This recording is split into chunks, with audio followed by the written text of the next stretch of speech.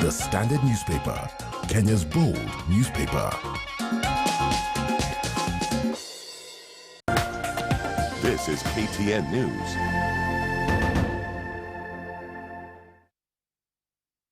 As we observe the measures to combat the spread of COVID-19, Farm Kenya seeks to bring us together to connect through our Mtandao wa Ukulima virtual event to discuss horticultural farming, focusing on capsicum, tomatoes, kales, fruits, cabbages, cucumbers, and irrigation, including what's in store for farmers during this crisis. Follow the discussion on all our social media platforms. Farm Kenya, working to secure your growth. Proudly brought to you by the Standard Group in partnership with Kenya Agricultural and Livestock Research Organization, CALRO, Syngenta Foundation for Suitable Agriculture, and Elgon Kenya.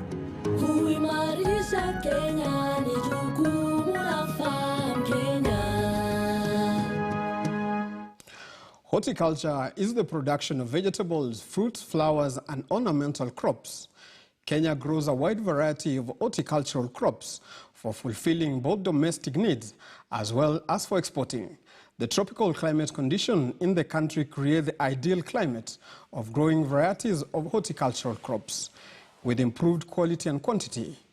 More than 2 million people are employed and attached to the industry, and over 80% of them are small-scale cultivators producing over 1.5 million tons of vegetables annually in an estimated 100,000 hectares.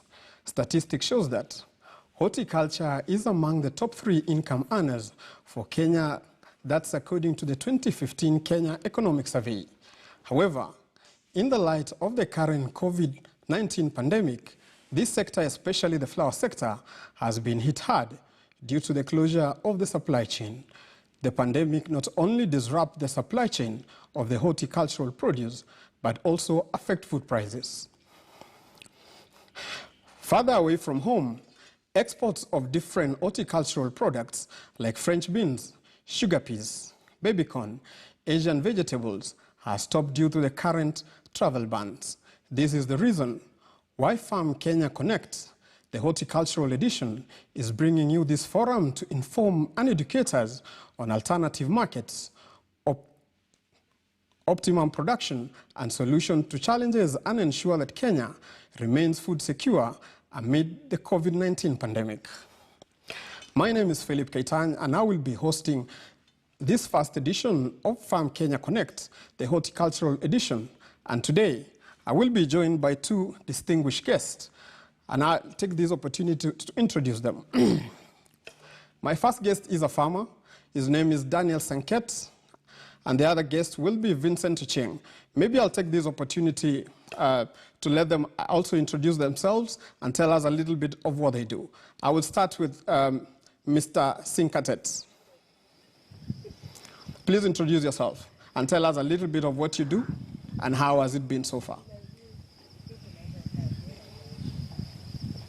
Right. Good morning, Kenya. This is Daniel Sinket. I'm from Kitengela, Kajiado County. What I do so much is horticulture. I do the production of tomatoes and French beans and many other vegetables that are needed by the normal families in Kenya. Thank you very much, Daniel. Let's now go to Vincent Cheng. Vincent, please introduce yourself and tell us a little bit of what you do. Thank you very much, Daniel. Let's now go to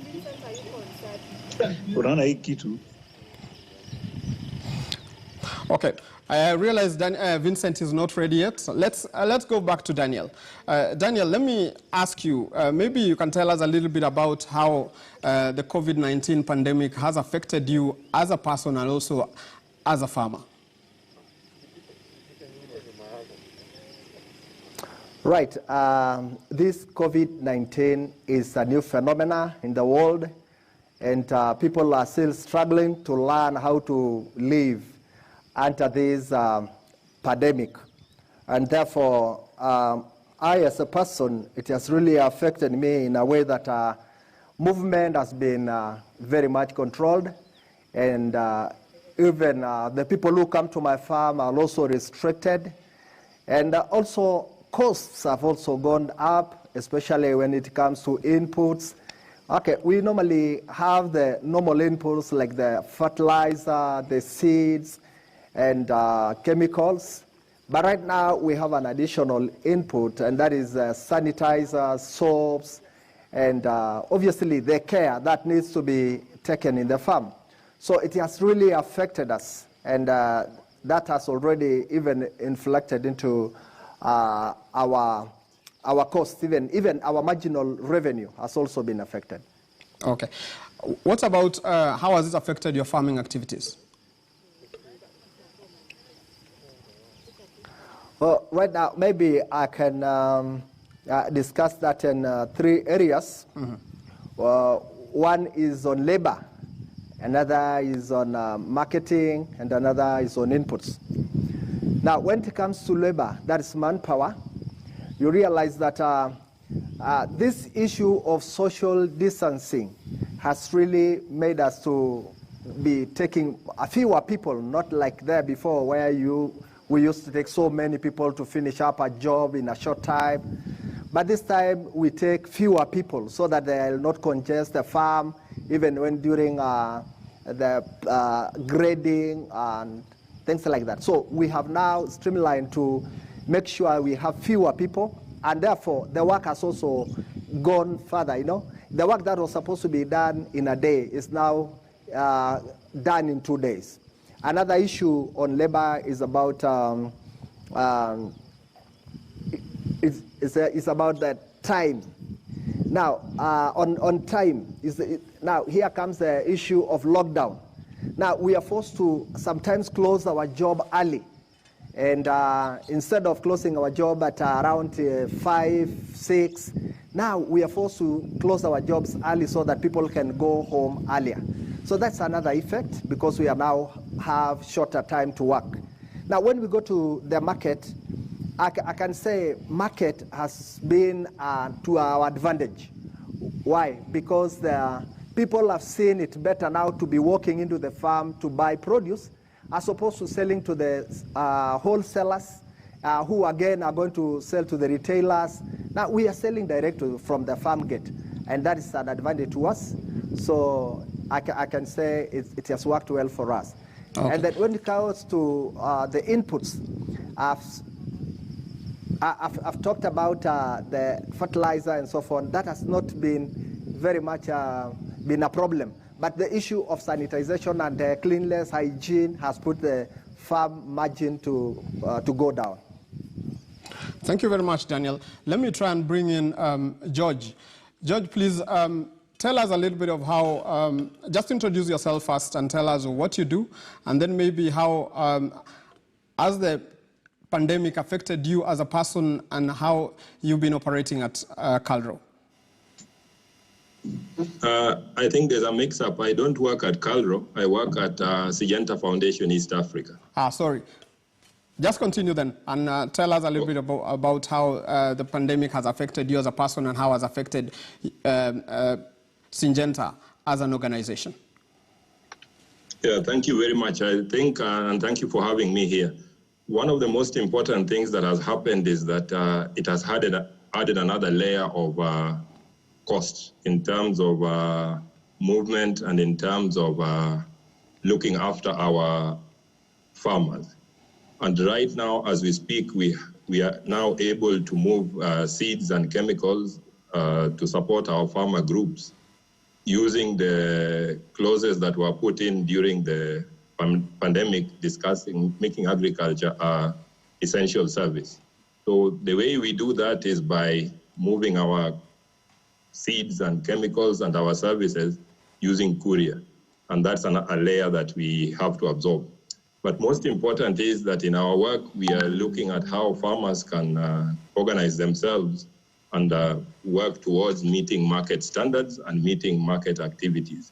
I think I'll leave it there for the moment. Thank you. Okay. I'll remain with you, George, for the moment.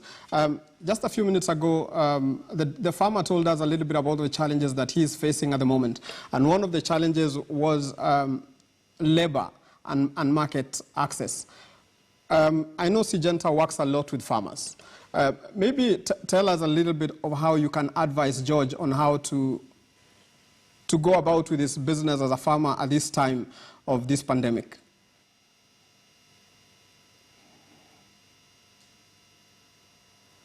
Thank you very much for that question. One of the most important things in the pandemic has been that we must avoid direct contacts and limit our movements and so on. But what we have done and we are seeing in the markets is that there's a lot of remote learning that we are required to do. And remote learning means that we contact the farmers through different modes of communication, such as telephone, such as digital platforms, such as WhatsApp. But still, on top of that, there's some that you cannot really do that. And why we are doing this is because we need to get our farms up and running as the rainy season has started, to get ready to get our harvest in by July and August, depending on the region in the country.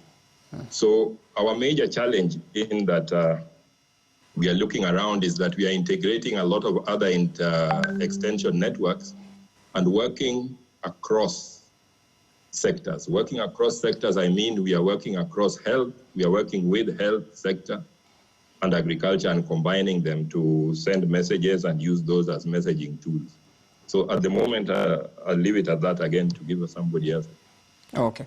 Thank you very much. Let me also bring in Vincent, who is also in Kitengela, to tell us a little bit about what they are working on the other side.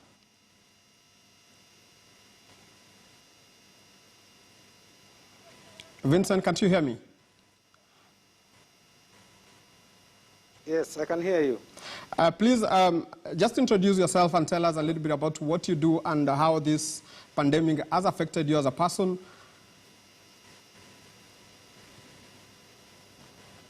Yes, my name is Vincent Ochieng from KALRO, that is Kenya Kitchen Livestock Research Organization. I do research activities at one of our centers called Food Crops, that is in Mubuga.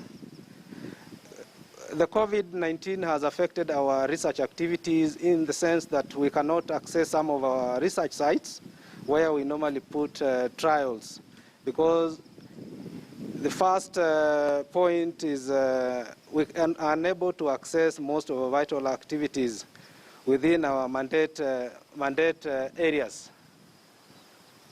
For example, in the lab activities, we are unable to get some of the reagents that we are using to do our research day-to-day activities. Also, most of our research scientists are also locked out of Nairobi. They cannot access our labs. So that has also impacted on our activities. The other issue is the movement. Our clients are farmers. At the end of the day, we work for farmers. We want to increase food production and create nutritious food. That has affected us because our farmers are not coming in to collect materials, especially farmers that are outside Nairobi. They cannot access our offices, especially those centers that are around Nairobi. So that has affected our research activities. And the other thing has also has a negative impact is now the coordination of the activities. Okay, Vincent. So that has been a big challenge to us. Okay. Talking about farmers, let me bring back Daniel. Daniel, tell us a little bit about what you have at the farm at the moment and how let me remain with you, Vincent, for now. I'm told Daniel is not available for now. Let me ask you this question. Yes. The farmer told us earlier that one of the problems he's facing at the moment is market. And the cause of the problem that he's facing at the moment is because of the limitation of movement of people and the closure of some of the markets that they use to supply their crops.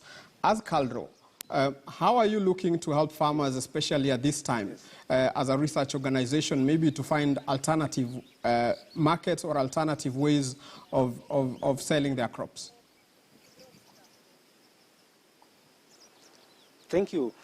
When farmers there is a lockdown like now, what is happening, farmers are unable to access the markets. There are organizations that, they are well-organized structures that are able to pick produce from the farmers' farms and deliver them to the market. And delivery of foodstuff was not stopped. Still, transporters can access these farms and get the produce to the market. Farmers just need to be educated that even though there is a coronavirus, but food must continue. We must eat. Whether you are sick or you are not sick, you must eat. So they should continue producing more food, because at the end of the day, when people are all locked, and even farmers are locked, if they don't produce, then that means more people will die of hunger than the disease itself. So some of our farmers that we are working together, especially those that are around metropolitan Nairobi, we are telling them that they can organize themselves in groups. When you are organized in groups, you are able to access some of the important markets, especially for the fresh produce. The farmer has talked about farming French beans and tomatoes. French bean is one of our export commodity. But now, because now the planes are not moving, the farmers are able now to sell these materials to the urban markets, which are just within. For example, this farmer is in Kitengela. Kitengela has a good population, so the demand for food in Kitengela is also very high. So they are able to get niche market for their produce. Okay, thank you, Vincent, for that. Let me also bring in George a little bit. George, I know Syngenta works a lot with farmers and produces a lot of agrochemicals and seeds. How are you advising your farmers at the moment in terms of crop production? Oh, sorry. I'm also told that George is also not available at the moment. Let me go back to Daniel. Daniel, I can see you're back. Daniel, please tell us a little bit of what you have at the farm and where you are selling it to at the moment, and whether you've made any losses in terms of maybe you've been forced to throw away some of the food crops that you produce, and what were your markets before? Okay, right. Thank you so much. For now, we have the French beans in the farm. That's our main crop here, and tomatoes. And for now, our main client who takes our French bean, he has been very consistent, and at least he has not let us down. The only problem is obviously that produce is what is a challenge to us, because it has to be at the airport at the right time, before curfew time.